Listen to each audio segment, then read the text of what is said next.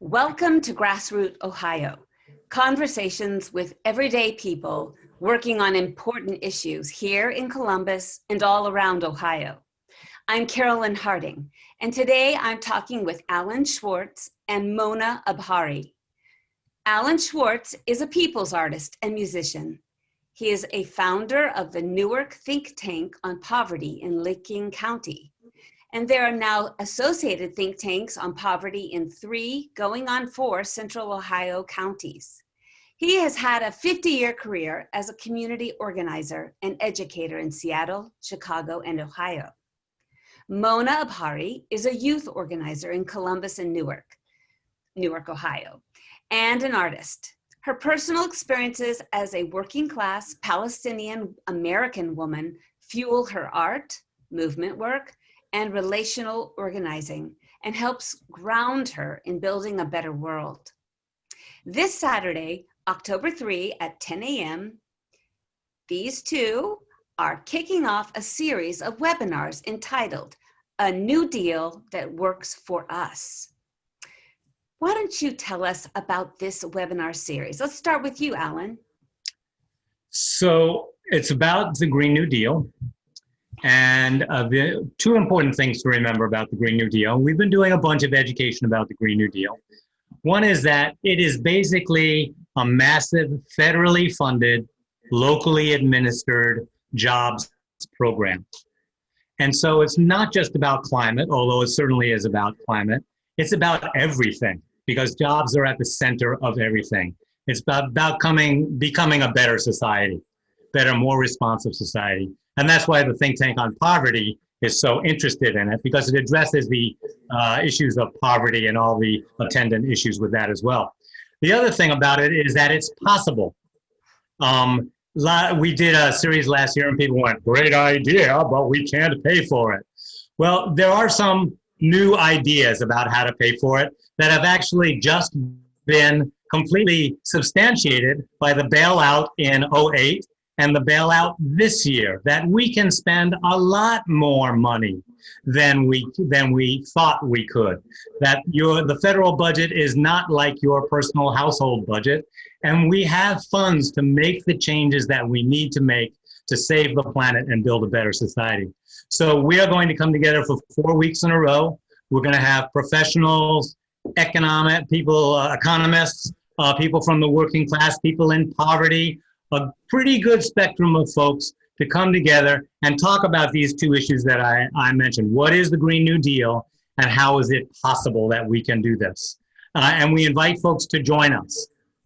Go to the website thinktanksonpoverty.com, and you will find a registration there. If for some reason that doesn't work, get a hold of Carolyn, she get a hold of me, and we'll get you all signed up. But I think it'll be a really sort of groundbreaking event, and lots of good folks participating and lots of good discussion.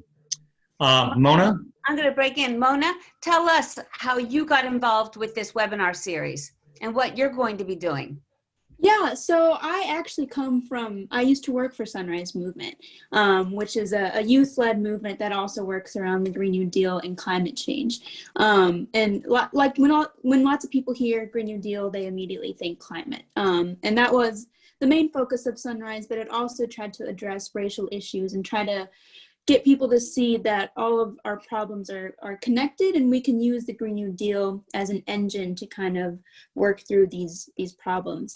And one thing I found in my organizing with Sunrise is if I came to people and said, you know, the world's on fire, we need a Green New Deal, they're like, you know, that's true, it's great, but I've got to get to class, I've got to put food on the table, like, you know, it's just another thing to worry about that I can't worry about, right? So this project, what's interesting, and I think is a good approach, is to meet people where they're at and say, you know, your community may be lacking affordable housing or access to broadband, or care for childcare, right?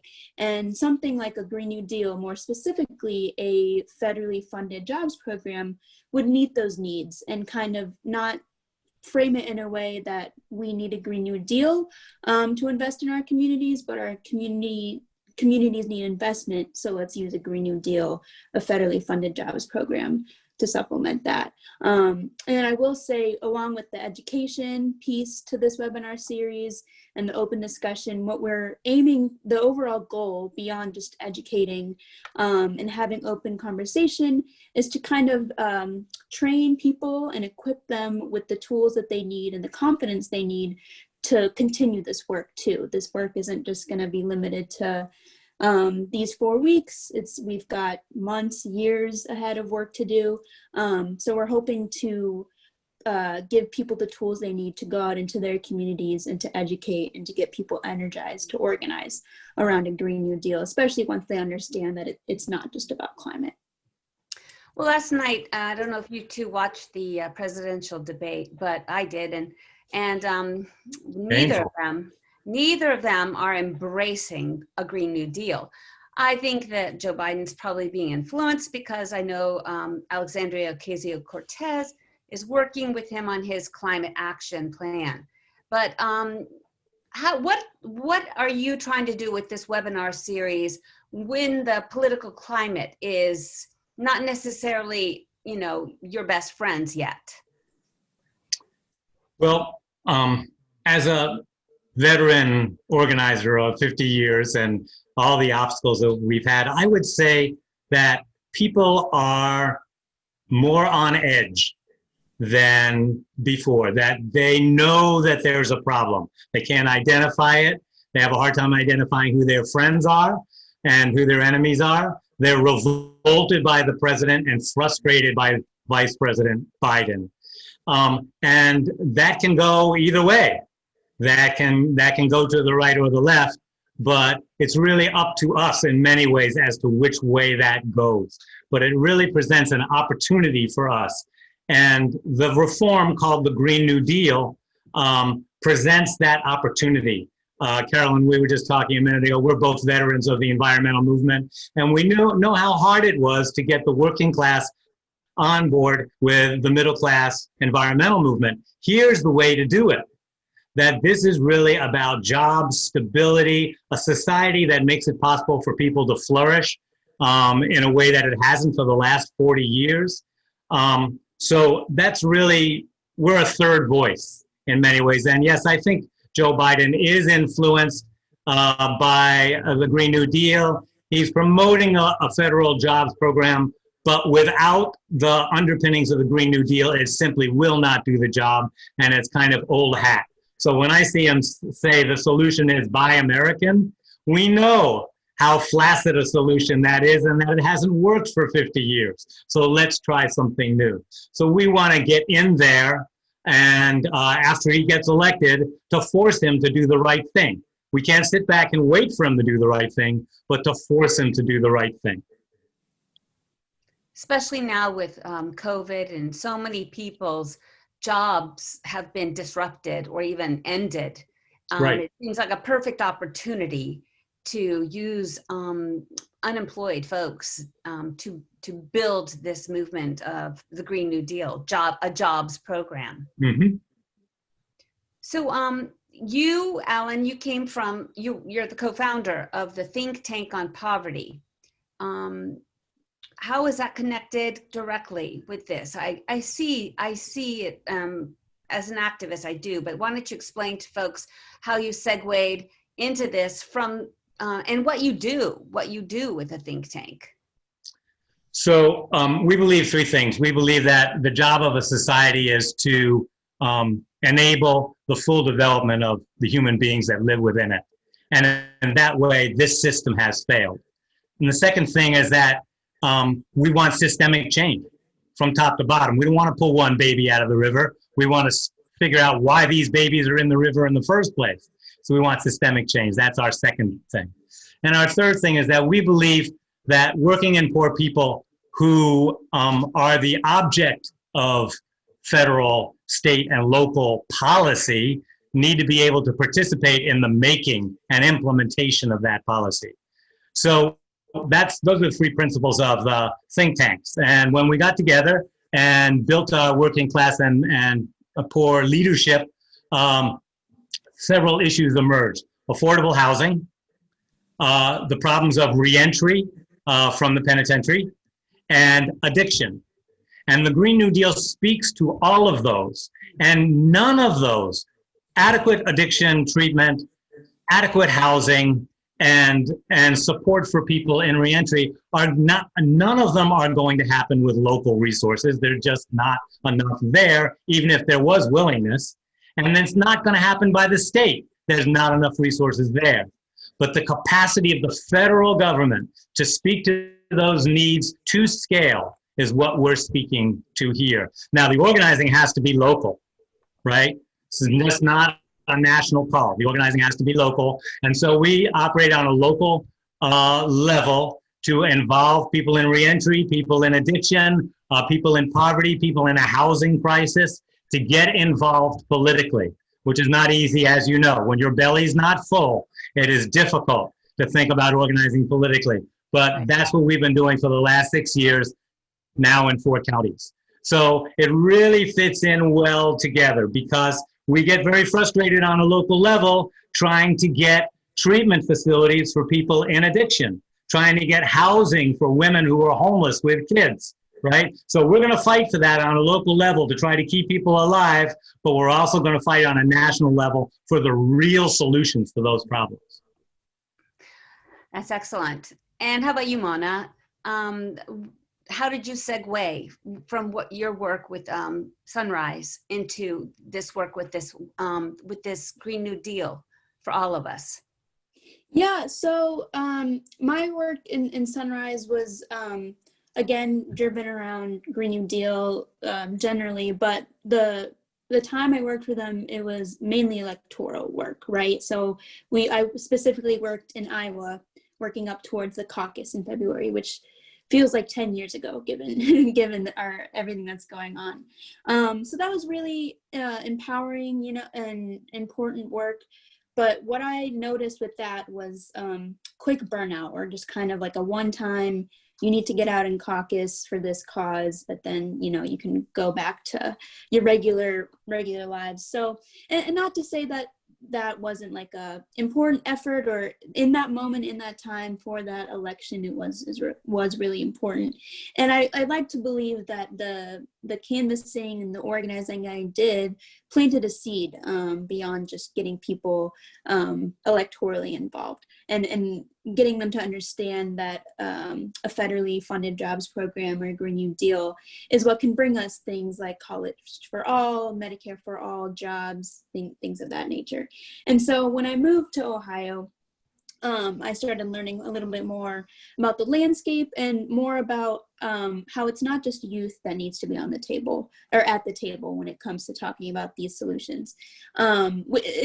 Youth need to be, right? And so do farmers, so do coal miners, so do teachers, and everyone who's going to be impacted by climate, and who's impacted by all the problems, social problems we're facing, which is pretty much everyone except for the wealthy few that want to keep to the status quo and keep raking in their profits. So I'm learning about the different audiences beyond just youth that need to be at the table, and how to organize them and around them and for them, which is really awesome.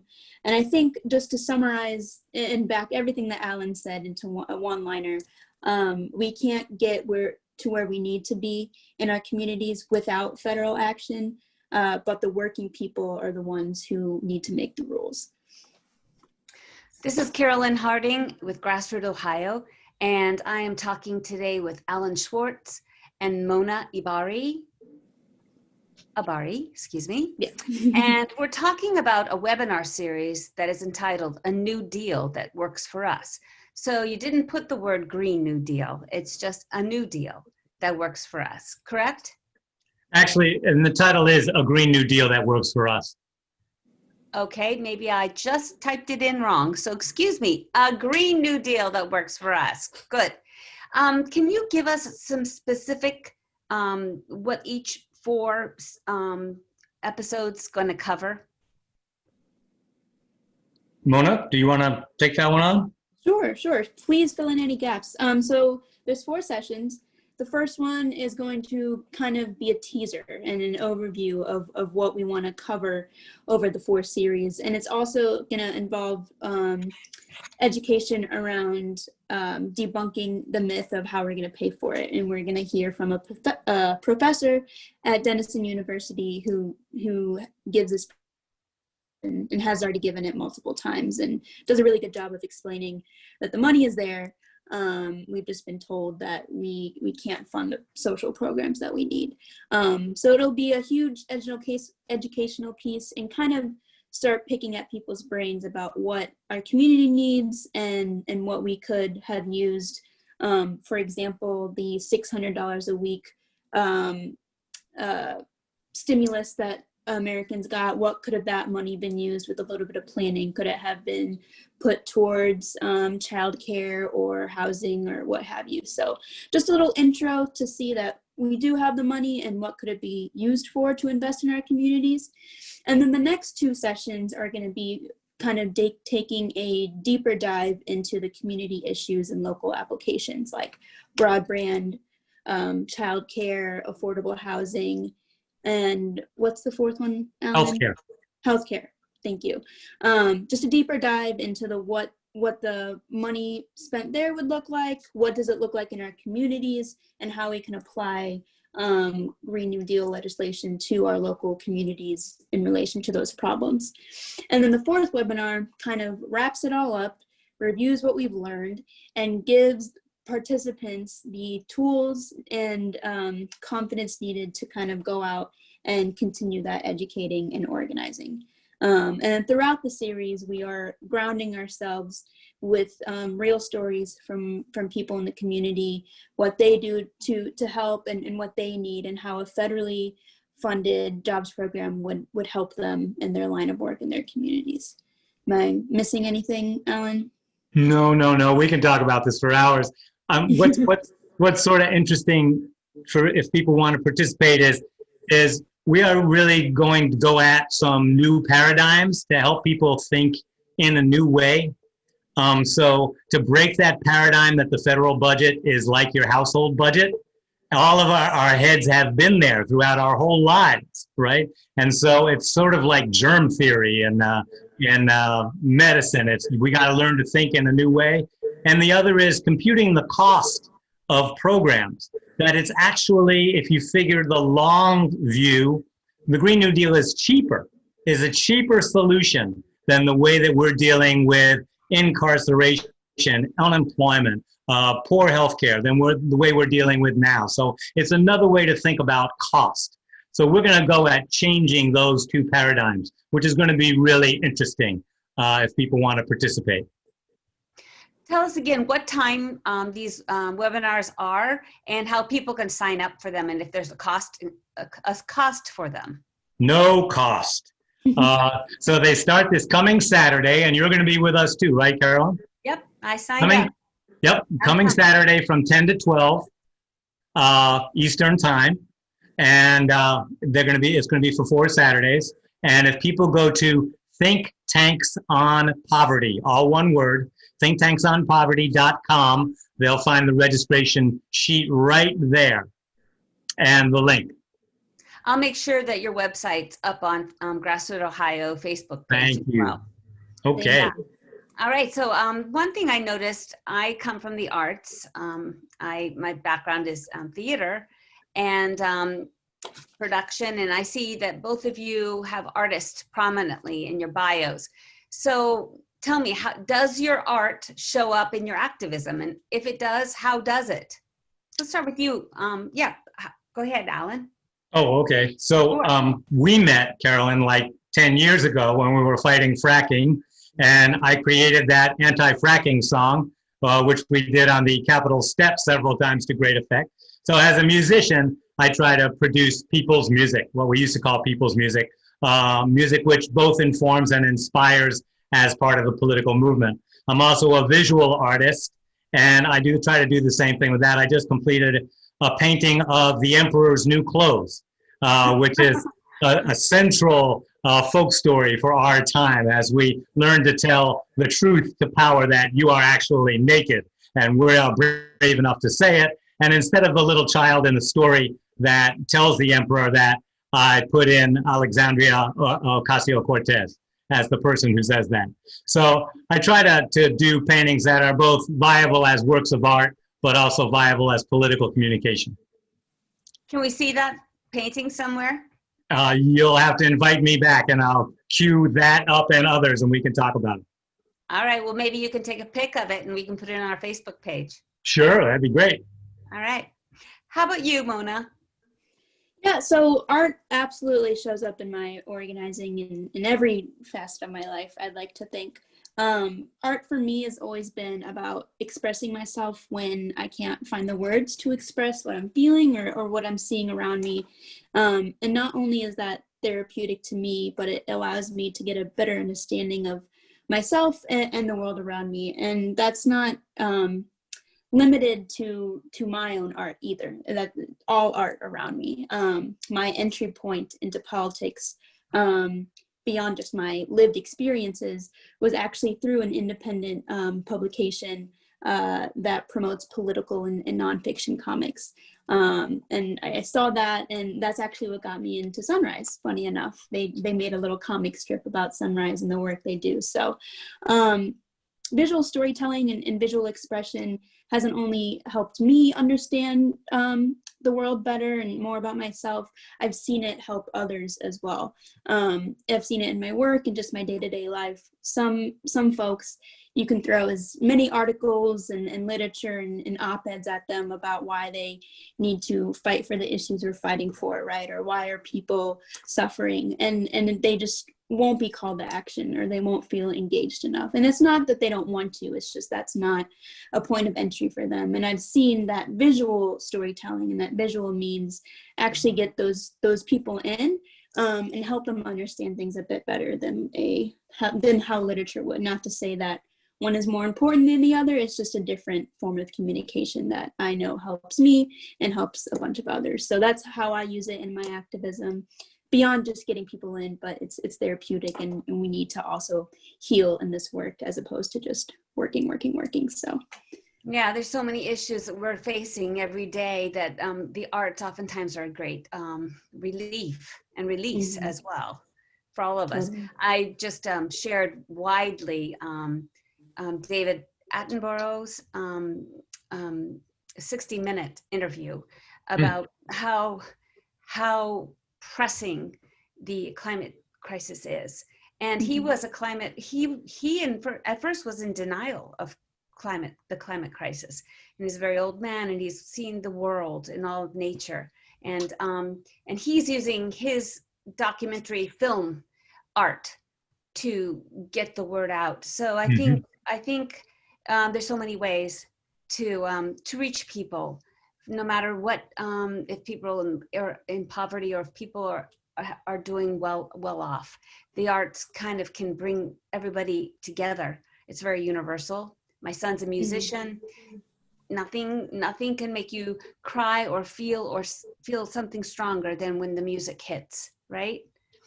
I would like to ask you, if you could rally the troops today, what would you have them do? One action. What would the action be? I would like the troops to come together around the Green New Deal. And it's in learning to work together for change that we'll figure out where we go from there. But that seems to me a great umbrella for us all to step under and begin to work together, because that's where real unity, appreciation will happen in the struggle. Yeah, I have to agree with Alan. If there's one action, I guess it's hard to put it to one action, but I would have them come together to discuss community needs and community assets. And I think learning to resist that individual, every man for himself mindset, which a lot of people are in for very understandable reasons, right? If your town has been run to the ground and forgotten about, and a lot of American identity is intertwined with that as well. But fostering a sense of mutual aid and community support and community decision making builds a really strong foundation for the work needed to achieve something like the Green New Deal. Even though people say it's socialistic, it's socialism, what do you think about that? We will also educate as to what socialism is and socialistic is. We want we want people to learn to use the language right. It is not a threat, right? As they're making it out to be. It's not a threat. It's a great benefit, and we're going to work to make people see that. Excellent. Yeah, and there's those trigger words too, like Green New Deal equals socialist, right? So that's why the spin of a New Deal that works for us can come in, and while also working to address that, even though that's a common misconception, right? We can twist it around a bit and kind of lure people in that way. Okay, one more time. What's the website? People can get this information. Think Tanks on Poverty, all one word, thinktanksonpoverty.com. So Alan, do you have a song for us? I do. Show? Also, All right. if people go to that website, they'll see how we're using the arts in something called the Justice Cafe, which is a Zoom cafe, using the arts with the recovery community. So this is a song I wrote for this effort. It has a chorus, which I'm going to sing, and then it has 4 verses, one called the Old Deal, and you know what that is, one called the Red Deal, and we know what that is, and the Blue Deal, and then it finally talks about the Green New Deal. And we have 1 minute, Alan. We need a new deal. We need a new deal. We need a new deal. That's what we need. We need a new deal. We need a new deal, yes, yes. We need a new deal. A new deal indeed. We need a green deal. Come on, get clean deal. We need an upright, downright, try with all your might deal. Hey, I'm going to tell you what we can do. We can have those jobs and save the planet too. A new deal, that's what we need.